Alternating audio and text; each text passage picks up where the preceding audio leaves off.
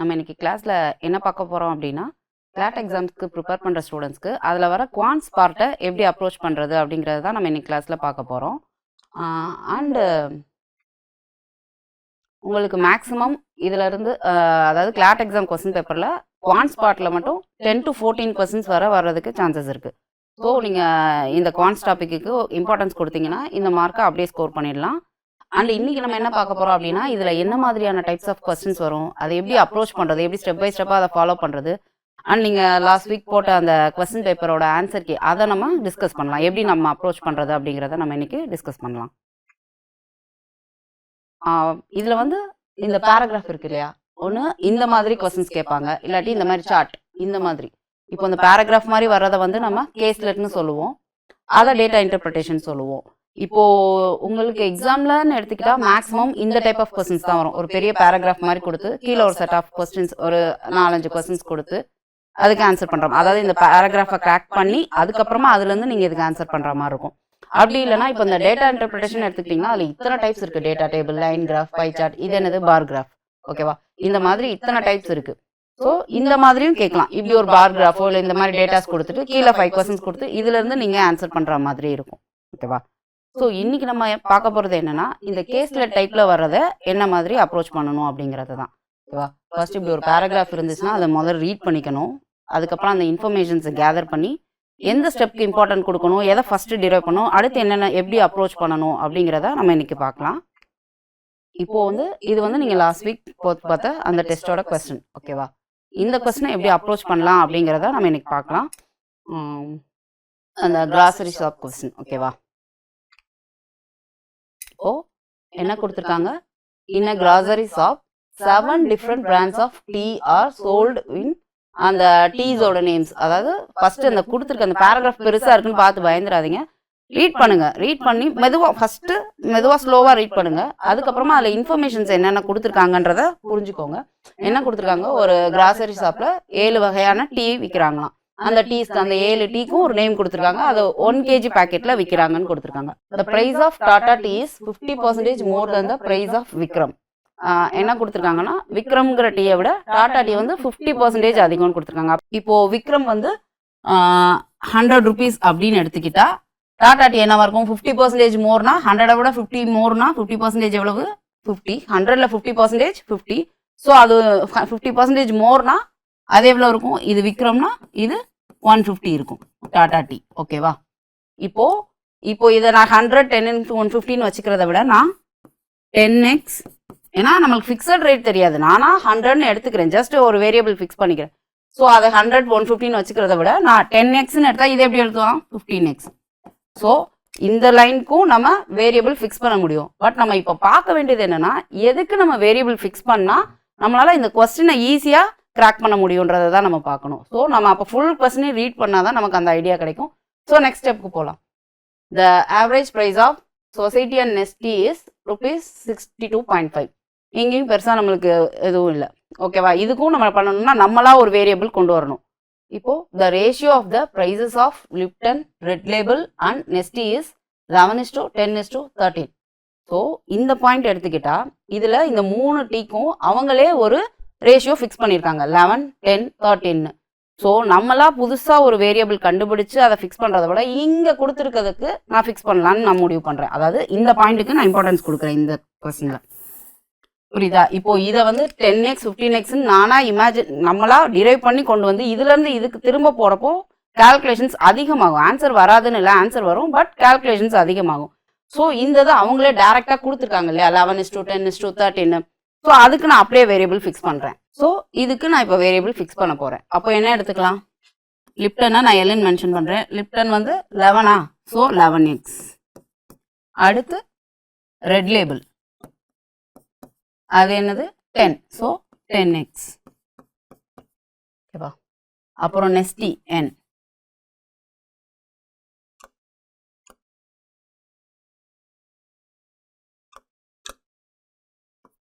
அப்புறம் நெஸ்டி அது என்னது என்னன்னு எடுத்துக்கிறேன் 13x, ஓகேவா?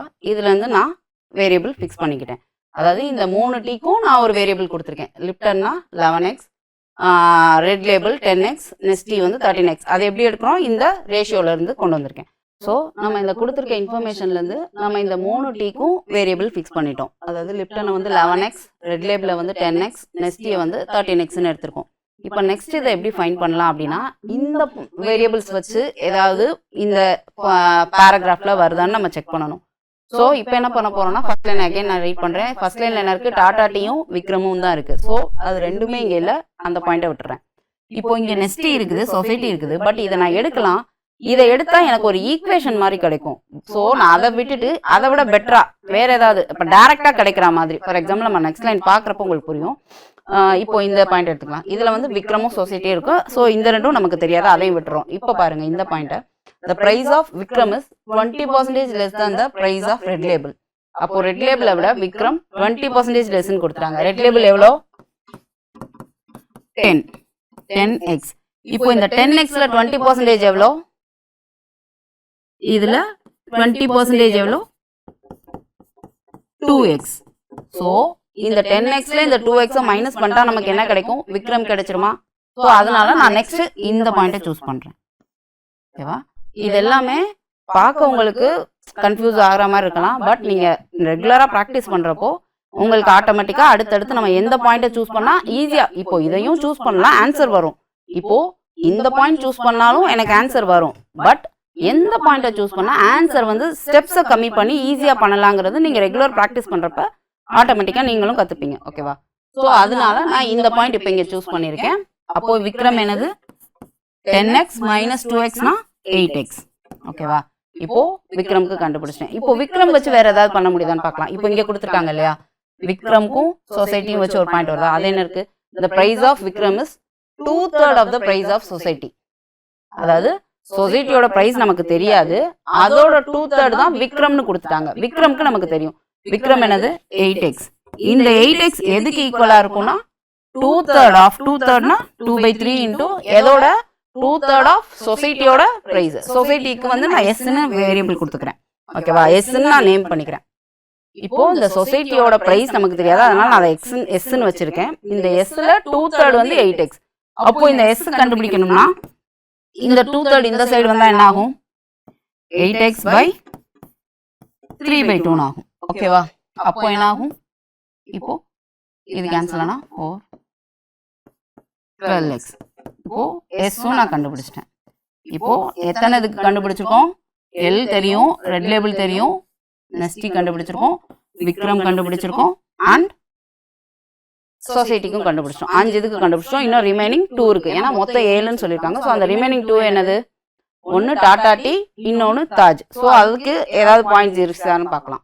இப்போ இந்த லாஸ்ட் பாயிண்ட் பாருங்க, the price of Taj is 4% more than the price of Red Label. So இது சிம்பிளா டைரக்டா கண்டுபிடிச்சிடலாம். ரெட் லேபிள் என்னது 10, அதுல 4% எவ்வளவு, 1% 0.1. ஸோ 4% 0.4. அதாவது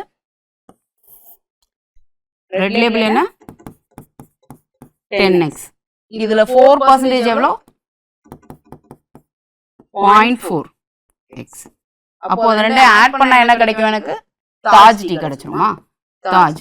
ஓகேவா? தாஜ் எவ்வளோ, அப்போ 10.4x. ஓகேவா? என்ன பண்றோம், ரெட் லேபிள் நம்மளுக்கு தெரியுது, அதுல 4% கண்டுபிடிக்கிறோம். 4%னா 0.4x. So 10.4x. இப்போ என்ன ரிமைனிங் டாடா டீ மட்டும்தான். ஸோ இப்போ பாத்தீங்களா, நான் சொசைட்டியோட வேரியபிள் கண்டுபிடிச்சிட்டேன். இந்த பாயிண்ட் யூஸ் பண்ணாமலே நம்ம கண்டுபிடிச்சிட்டோம் இல்லையா, அதுக்கு தான் சொன்னேன். இப்போ இது பண்ணாலும் கண்டுபிடிக்கலாம், பட் ப்ராசஸ் கொஞ்சம் பெருசா போகும். இப்போ டாடா டீக்கு எப்படி கண்டுபிடிக்க போறோம்னா, டாடா டீ என்ன கொடுத்துருக்காங்க, the price of Tata tea is 50% more than the price of Vikram. நமக்கு விக்ரமோட பிரைஸ் தெரியுமா, விக்ரம் என்னது 8x. அப்போ விக்ரம் 8x. ஓகேவா? 8xனா அது எவ்வளோ 50% மோர்னு கொடுத்துருக்காங்க. அப்போ 50%னா 8xல 50% எவ்வளவு, பாதியா? ஸோ அப்போ 8xல 50% எவ்வளவு, 4%. 8xல 50% பாதி, ஸோ 4x. அப்போ விக்ரம் என்னது, டாடா டீ என்னது, இதுல விட 50% அதிகம். அப்போ விக்ரம் 8xனா அதோட 50% அதிகமாகுதுன்னா இந்த 4x இது கூட ஆட் பண்ணணும். அப்போ டாடா டீ வந்து 12x. ஸோ இப்போ நம்ம இந்த 7 டீக்குமே வேரியபிள் ஃபிக்ஸ் பண்ணிட்டோம். ஓகேவா? தாஜ், டாடா டீ. ஸோ இப்போது இந்த 7 டீக்குமே நம்ம வேரியபிள் ஃபிக்ஸ் பண்ணுறோம். இது எல்லாமே நம்ம எக்ஸ் வேல்யூவில் இருக்குது. அப்போ இப்போ அடுத்த ஸ்டெப் நம்ம என்ன பண்ணணும் அப்படின்னா இந்த எக்ஸோட வேல்யூ எப்படி கண்டுபிடிக்கிறதுன்னு பார்க்கலாம். அதுக்கு ஏதாவது பாயிண்ட்ஸ் இங்கே இருக்கா அப்படின்னு பார்க்கலாம். நம்ம இந்த 7 டீக்கும் ஒரு வேரியபிள் ஃபிக்ஸ் பண்ணி வச்சுருக்கோம். இப்போ நம்ம கண்டுபிடிக்க வேண்டியது என்னென்னா இந்த எக்ஸோட வேல்யூ கண்டுபிடிச்சிட்டோன்னா இது எல்லாத்துலேயும் சப்ஸ்டியூட் பண்ணி இதோட ப்ரைஸஸை கண்டுபிடிச்சிடலாம். ஓகேவா?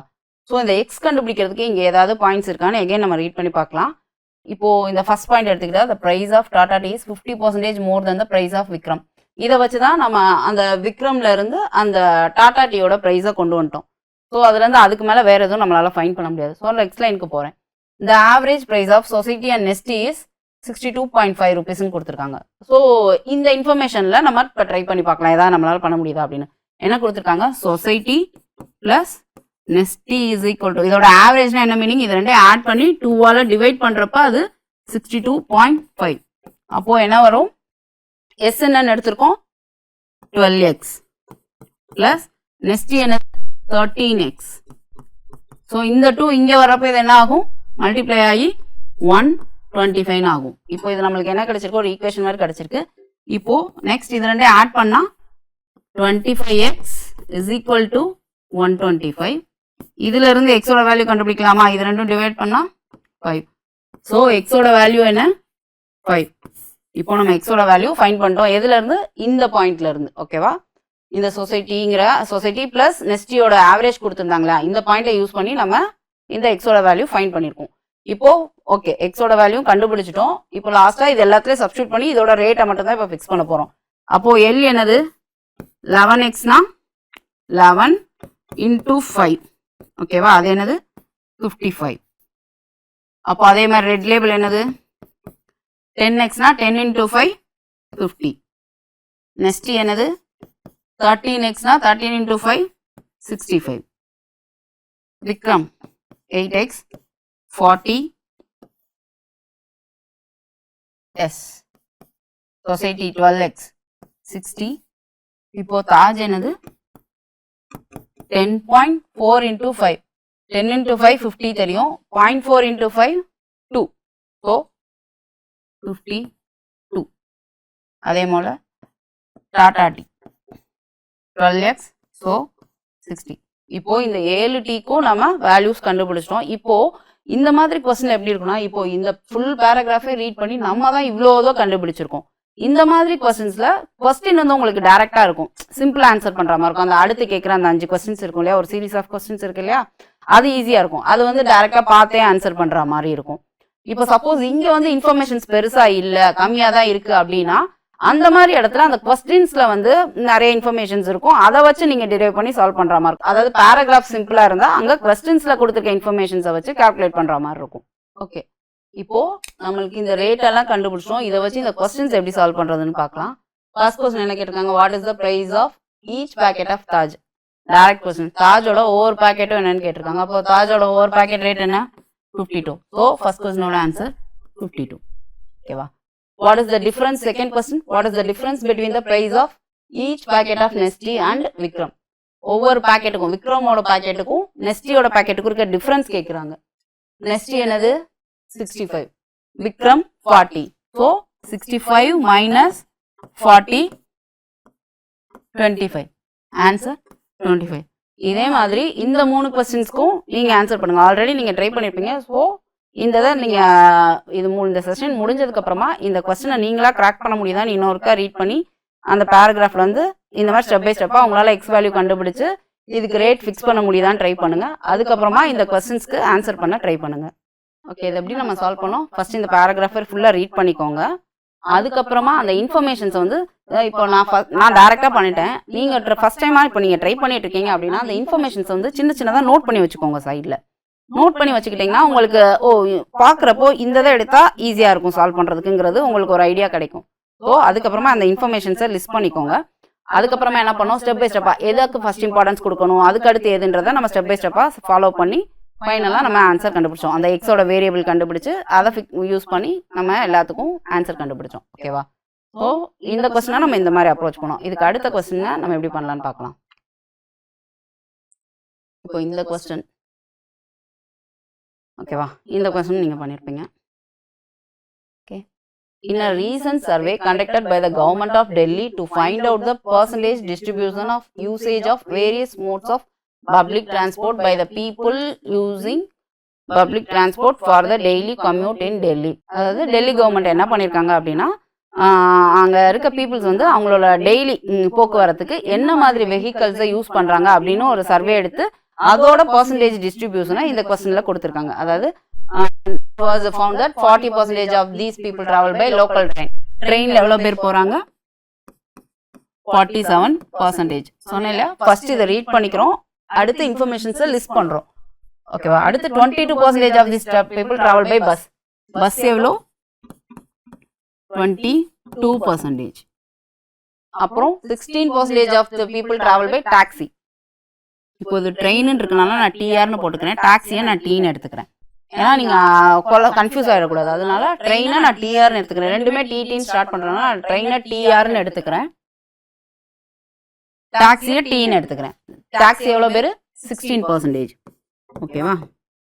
அடுத்து 15% வந்து ரிக்ஷாவில் போகிறாங்க. ரிக்ஷா எவ்வளோ?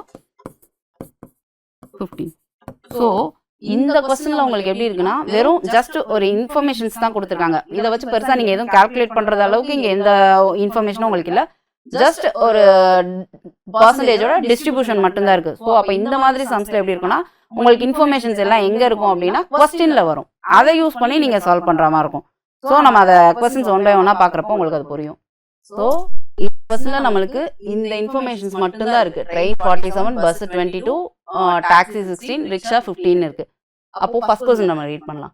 இன் Delhi by what percentage is the number of people travelling by local train daily more than the number of people travelling by taxi. அதாவது டாக்ஸியில் போகிறவங்கள விட எத்தனை பர்சன்டேஜ் ஆஃப் பீப்புள் ட்ரெயினில் அதிகமாக போகிறாங்க. எப்படி கேட்குறாங்கன்னா டாக்ஸியில் போகிறவங்கள விட ட்ரெயினில் எத்தனை பர்சன்டேஜ் அதிகம்னு கேட்குறாங்க. ஸோ அப்போ இங்கே இந்த ட்ரெயினையும் டாக்ஸியும் நம்ம கம்பேர் பண்ண போகிறோம். ஸோ டிஃப்ரென்ஸ் கண்டுபிடிக்கணுமா எவ்வளோ அதிகம் அப்படின்றப்போ நம்ம எப்படி கம்பேர் பண்ணுவோம்? இதுக்கும் அதுக்கும் இதை விட அது எவ்வளோ அதிகம்னா நம்ம என்ன பண்ணுவோம்? டிஃப்ரென்ஸ் கண்டுபிடிப்போம். ஸோ இங்கே என்ன பண்ணுறேன்? ட்ரெயினையும் டாக்ஸியும் கொடுத்துருக்காங்க. எதோட வேல்யூ அதிகமாக இருக்கு? ட்ரெயின். அப்போ ட்ரெயின் மைனஸ் டாக்ஸி பை இந்த கீழே எதை போடணும் அப்படின்னா எப்பயுமே எது கூட கம்பேர் பண்ணுறோமோ அதை தான் நம்ம கீழே போடணும். எதோட கம்பேர் பண்றோம்? டாக்ஸியை விட ட்ரெயின்ல எவ்வளோன்னு கேட்குறாங்க. அப்போ எது கூட கம்பேர் பண்றோம்? டாக்ஸி கூட கம்பேர் பண்றோம். ஸோ அந்த டாக்ஸியோட பர்சன்டேஜ் என்னங்கிறத தான் நம்ம இங்கே கீழே போடணும் எப்பவும். ஓகேவா? அதாவது அந்த தானுக்கு அப்புறம் இருக்கிறவதன்னு வச்சுக்கலாம். உங்களுக்கு புரியல இல்லை கன்ஃபியூஸா இருக்குன்னா எது கூட கம்பேர் பண்றோம்? தானுக்கு அப்புறம் வர்றது கூட தான் நம்ம கம்பேர் பண்ணுவோம். அப்போ டாக்ஸி கூட தான் கம்பேர் பண்றோம். ஸோ அந்த டாக்ஸியோட பர்சன்டேஜ் தான் கீழே போடணும். அப்போ இது என்னது? 47 மைனஸ் டாக்ஸி 16 பை கீழே என்னது எது கூட கம்பேர் பண்ணுறோமோ அதோட வேல்யூ கீழே போடணும் இன்டூ 100. ஓகேவா? இதை நீங்கள் சால்வ் பண்ணீங்கன்னா உங்களுக்கு என்ன பர்சன்டேஜ்ன்றது கிடச்சிரும். ஸோ நீங்கள் சால்வ் பண்ணி ட்ரை பண்ணி பாருங்க. ஓகே, இப்போ செகண்ட் சம்மில் என்ன கொடுத்துருக்காங்கன்னா டெல்லியில் 1,10,000 people travel by bus. Daily பஸ்ஸில் அவ்வளோ பேர் போகிறாங்க. And how many people travel by டாக்ஸின்னு கேட்குறாங்க. ஸோ பஸ் என்னது? பஸ்ஸோட பர்சன்டேஜ் எவ்வளோ? 22. இந்த 22 தான் இந்த 1,10,000. அப்போ கேட்கறது என்னது? டாக்ஸில எவ்வளோன்னு கேட்குறாங்க. ஸோ டாக்ஸி எவ்வளவு? 16%. இந்த 16 தான் கண்டுபிடிக்க போகிறோம். ஸோ இதுக்கு எப்படி பண்ணலாம்? இந்த 22 இதை கேன்சல் பண்ணலாம். 1% கிடைச்சிருமா? 1 × 16 பண்ணால் 1% × 16 பண்ணால் 16% கிடைச்சிரும். அதை இப்படியும் எழுதலாம். இப்போ 16/22 × 1,10,000. அதாவது இந்த 1,10,000 என்னது? 22%. ஸோ அதுக்கு கீழே இந்த 22 போடணும், மேலே 16 போடணும். ஓகேவா? ஸோ அப்போ தான் நம்ம கேன்சல் பண்ணுறப்போ என்ன வரும்? 11 டேபிளில் கேன்சல் பண்ணுறேன். இங்கே 2 வரும், இங்கே 1 0 0 0 0. அகெயின் பண்ணால் 5,000.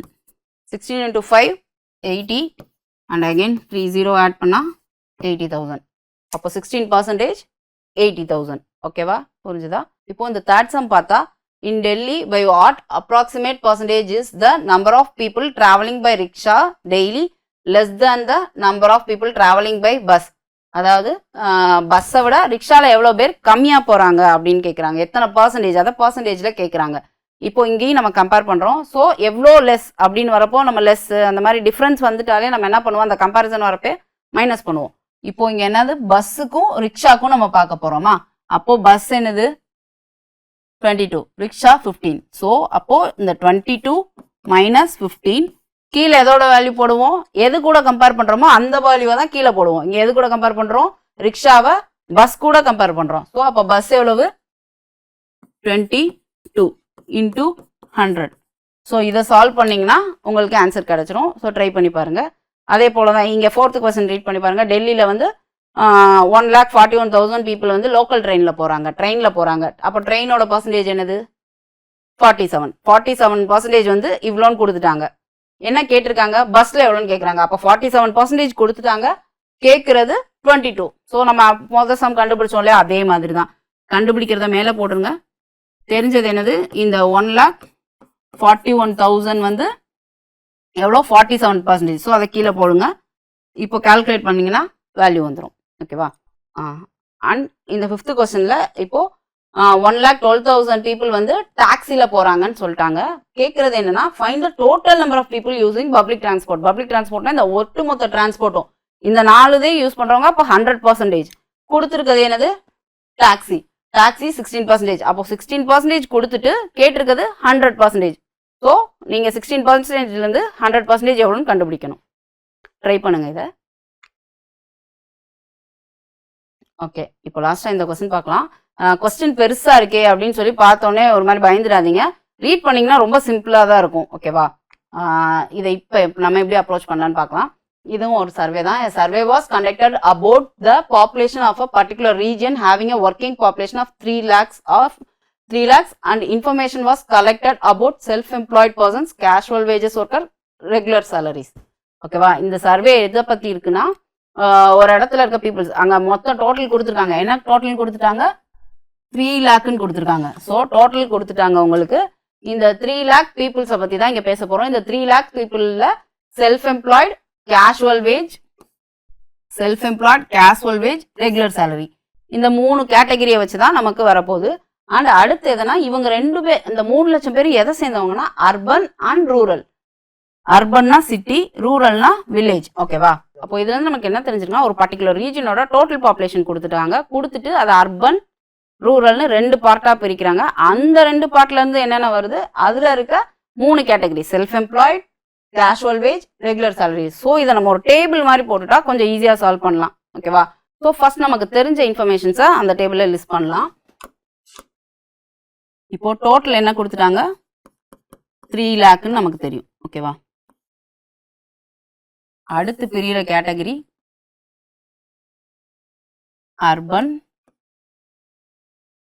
ரூரல். ஓகேவா? Urban, rural. இந்த டோட்டல் எப்படி பிரியுது? அர்பனாவும் ரூரலாகவும், அதாவது சிட்டியாவும் வில்லேஜாவும் பிரியுது. அதுல 3 கேட்டகரி என்ன? Self employed, casual wage, regular salary. ஓகேவா?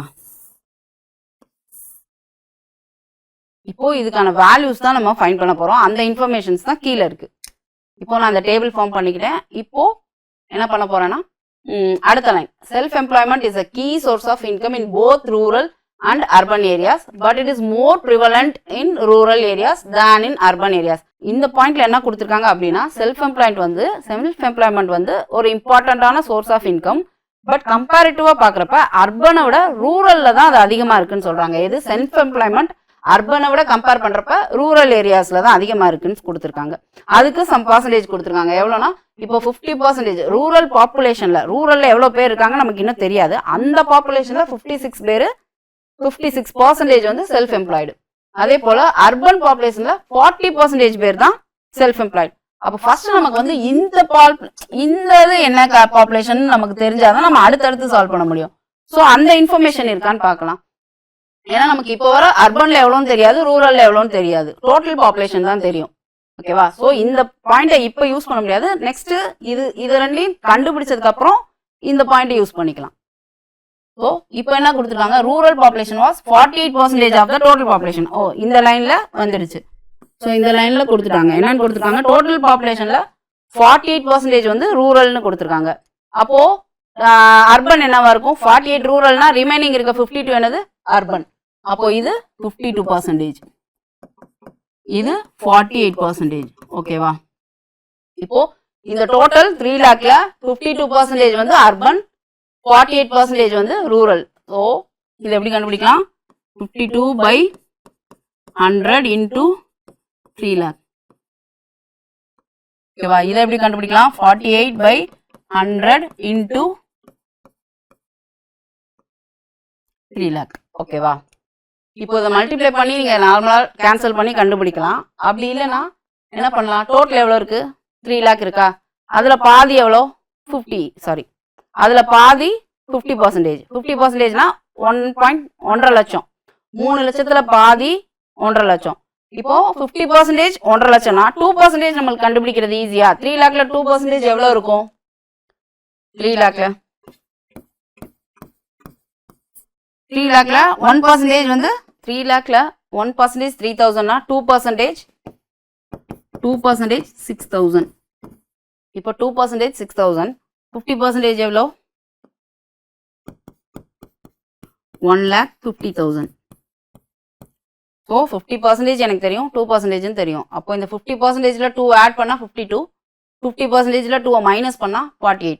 ஸோ இந்த மாதிரி நீங்கள் மைண்ட்லேயும் கால்குலேட் பண்ணலாம். அப்படி இல்லைன்னா இப்படி டேரெக்டாக கேன்சல் பண்ணியும் வேல்யூ கொண்டு வரலாம். உங்களுக்கு எது ஈஸியாக இருக்கோ நீங்கள் அதை ட்ரை பண்ணுங்கள். ஓகேவா? அப்போது இதை நான் ஆட் பண்ணுறப்ப எனக்கு என்ன கிடைக்கும்? 1,56,000 கிடைக்கும். இங்கே எனக்கு என்ன கிடைக்கும்? 1,44,000 கிடைக்கும். இங்கே நான் மைனஸ் பண்ணுறேன், இங்கே ஆட் பண்ணியிருக்கேன். ஓகேவா? இப்போது அர்பனோட பாப்புலேஷனும் தெரிஞ்சிருச்சு, ரூரலோட பாப்புலேஷனும் தெரிஞ்சிருச்சு. அடுத்து என்னென்ன கிடைச்சிருக்கு இன்ஃபர்மேஷன்ஸ் கொடுத்துருக்காங்க அப்படின்னா, regular salaried workers in urban areas are 48% of the urban population. Urban பாப்புலேஷனில் 48% எவ்வளவு? ரெகுலர் சேலரி என்ன வச்சுருக்கோம்? அப்போ இது எத்தனை பர்சன்டேஜ்? 48. இங்கே நோட் பண்ணிக்கோங்க இந்த மாதிரி. அடுத்து வேறஸ் இன் ரூரல் ஏரியாஸ் ரெகுலர் சேலரி வந்து 12% தான் இருக்காங்க. ரூரல் ஏரியாவில் ரெகுலர் சேலரி 12%. ஓகேவா? அடுத்து during the survey the casual wage workers were found to be more common in rural areas than in urban. Casual வேஜஸுமே அர்பனை விட ரூரலில் தான் அதிகமாக இருக்காங்கன்னு சொல்கிறாங்க. ஓகேவா? ஸோ அப்போ கேஷுவல் வேஜ் ஒர்க்கர் எவ்வளோ கொடுத்துருக்காங்கன்னா 32% இருக்காங்க. எங்கே? ரூரலில். எப்படி கொடுத்துருக்கிறது? என்னது? கேஷுவல் வேஜஸ்மே அர்பனை விட ரூரலில் தான் அதிகமாக இருக்காங்கன்னு சொல்லியிருக்காங்க. ஸோ கேஷுவல் வேஜஸ் ரூரலில் 32%, கேஷுவல் வேஜஸ் ரூரலில் 32. ஓகேவா? அர்பனில் என்னன்னு கொடுத்துருக்காங்க? 12%.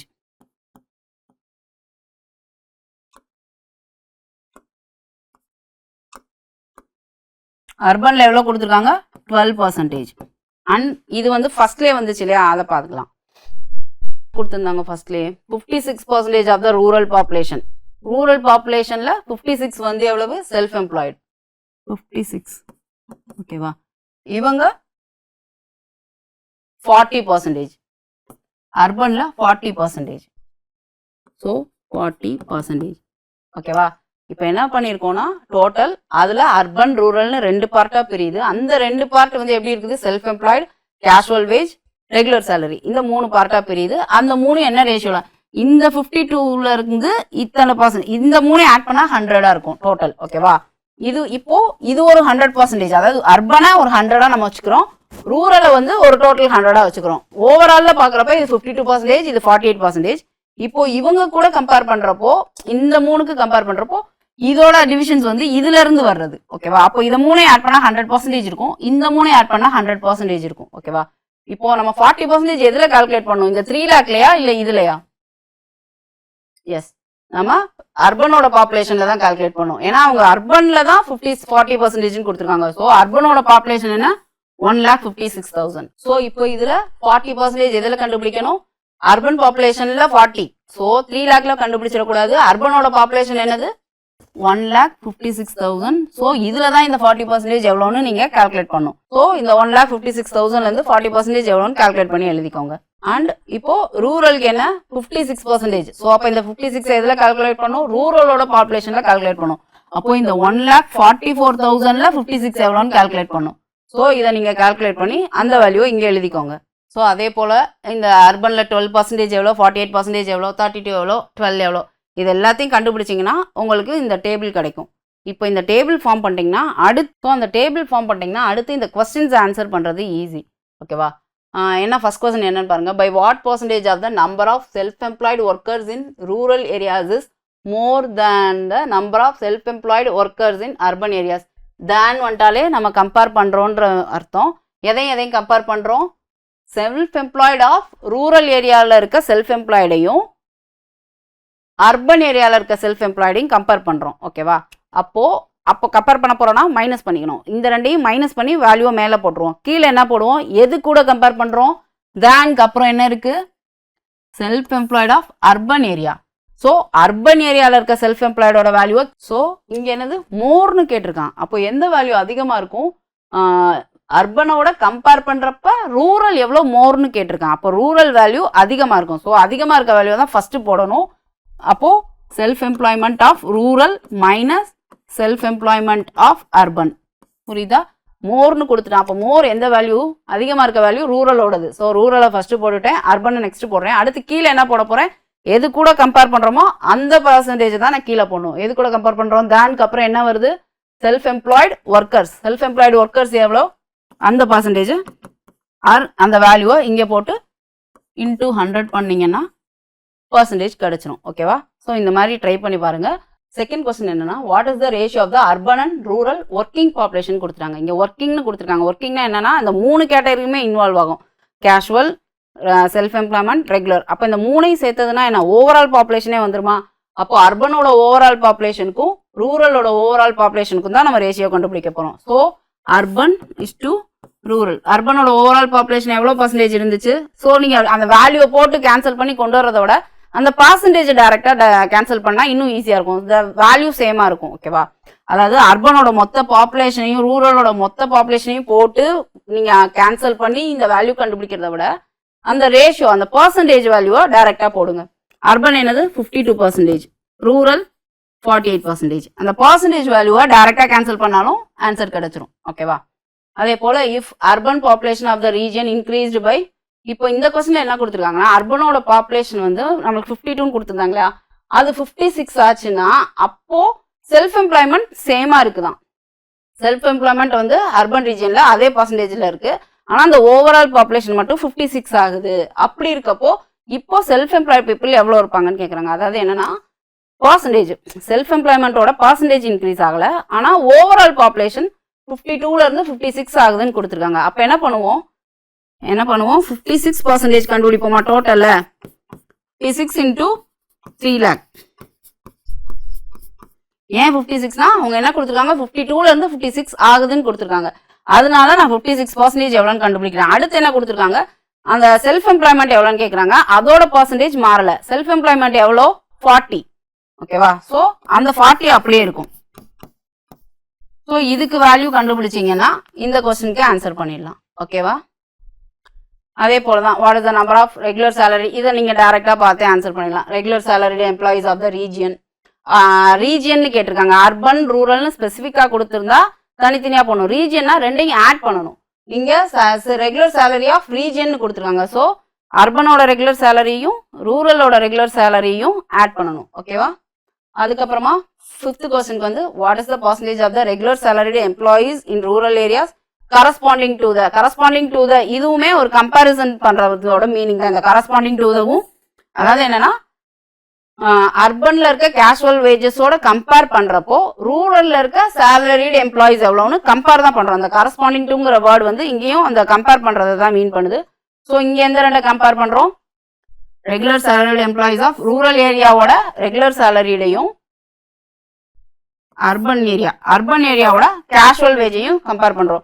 ஸோ இதுக்கு டிஃபரன்ஸ் கண்டுபிடிச்சு கீழே என்ன போடுவோம்? எதோட கம்பேர் பண்றோம்? இந்த கரஸ்பாண்டிங் டு த என்ன வேல்யூ வந்துருது? இந்த அர்பனோட கேஷுவல் வேஜஸ். ஸோ இவங்களுக்கு கீழே போடணும். இந்த ரெண்டுக்கு இருக்க டிஃபரன்ஸை மேலே போட்டு ஆஸ் யூஷுவல் வேல்யூ கால்குலேட் பண்ணிடுங்க. இந்த கொஸ்டின் சிம்பிளாக தான் இருக்கும். ஸோ நீங்கள் ரீட் பண்ணி சால்வ் பண்ண ட்ரை பண்ணுங்க. அப்படி தெரியலனா ஆன்சர் கீ உங்களுக்கு கொடுப்போம், அதில் பார்த்து தெரிஞ்சுக்கோங்க. ஓகேவா? பட் நீங்களா ரீட் பண்ணி ட்ரை பண்ணுங்க சால்வ் பண்ணுறதுக்கு. ஸோ இன்னைக்கு என்ன பார்த்தோம்? கேஸ்லெட்ஸை வந்து எப்படி அப்ரோச் பண்ணுறது அப்படிங்கிறத இன்னைக்கு பார்த்தோம். ஃபர்ஸ்ட் என்ன பண்ணோம்? அந்த பேராகிராஃபை நல்லா ஃபுல்லாக ரீட் பண்ணிக்கோங்க. அதுக்கப்புறமா கொடுத்துருக்க இன்ஃபர்மேஷன்ஸை உங்களுக்கு புரிகிற மாதிரி சின்ன சின்னதாக நோட் பண்ணிக்கோங்க.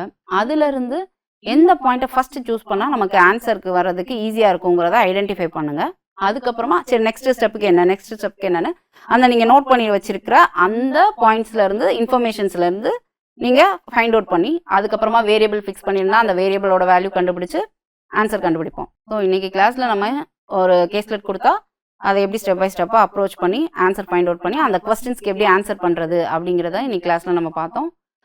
கிளாஸ் உங்களுக்கு ரொம்ப யூஸ்ஃபுல்லாக இருக்கும்னு நினைக்கிறேன். ஸோ நெக்ஸ்ட் கிளாஸில் மீட் பண்ணலாம். தேங்க்யூ.